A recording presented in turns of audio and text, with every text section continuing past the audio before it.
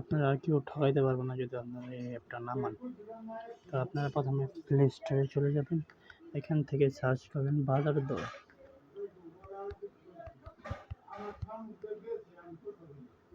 তো এই যে এই অ্যাপটা ইনস্টল করবেন, তাহলে আপনি আপনার গ্রামের শাকসবজির দাম জানতে পারবেন।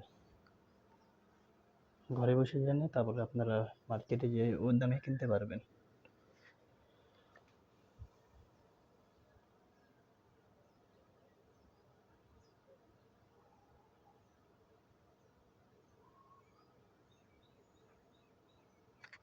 তো এটাকে ওপেন করবেন, তো এখানে বিভাগ করবেন। তো আমি ঢাকা সিলেক্ট করছি, জেলা